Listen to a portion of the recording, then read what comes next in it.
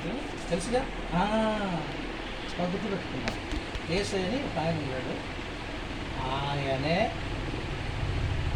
ఆయన నామములో అడుగుతున్నాడు. నువ్వు వెళ్ళిపోవాలి బేబీ, ఉండటానికి లేదు. ఎందుకు వచ్చింది? ఆయన చేత కాల్చి చూపెడతాను కదా. మరి కాల్చి చూపెడతావా? ఏమంటావు? నూనె ఏమంటావా? మరి వెళ్తావు? మరి నువ్వు వెళ్ళాలి. నువ్వు వెళ్ళాల్సిందే. నువ్వు వెళ్ళకపోతే ఒప్పుకునే ప్రసక్తే లేదు. 10 రోజులని 20 సంవత్సరాలు ఏమంటా నువ్వు పోయిందా కూడుకోను.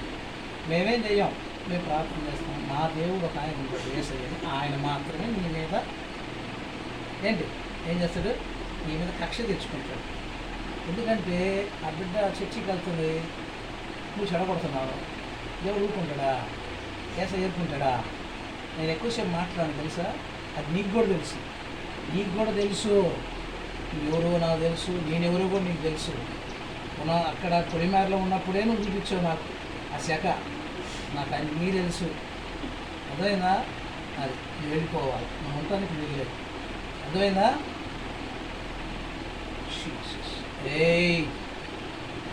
కొట్టాల్సి వస్తుంది నిన్నక చెప్తున్నా. మర్యాదకి వెళ్ళిపో. ఇక నువ్వు రావద్దు. ఎప్పటికీ బిడ్డలోకి నువ్వు రావడానికి వీల్లేదు చెప్తున్నా. పరిశుద్ధుడా, ప్రేమగల తండ్రి, కృపామేడా, నీకు వందనాలు. బిడ్డను బట్టి ప్రార్థన చేస్తున్నాను. బేబీ అనే పేరు మాత్రం చెప్పింది నాయన. అది ఎక్కడి నుంచి వచ్చిందో అందరికి వెళ్ళిపోవాలి. మీ నామములో, పరిశుద్ధమైన యేసు నామములో,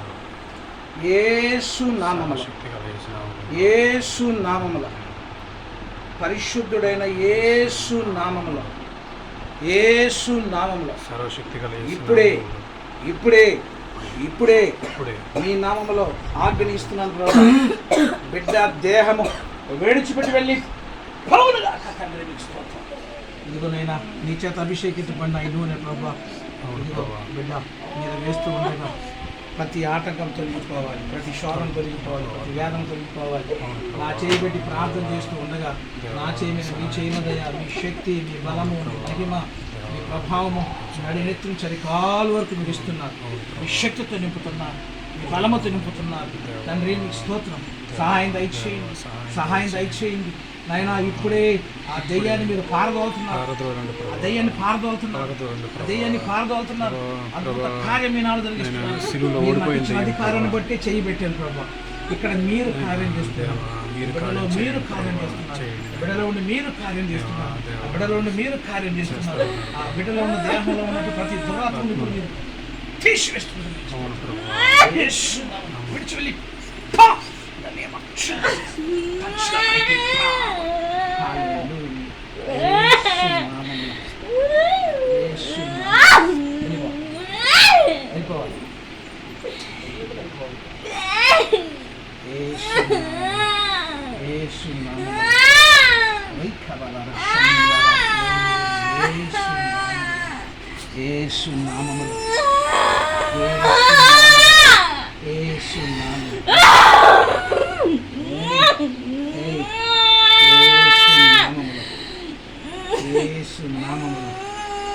వెళ్ళి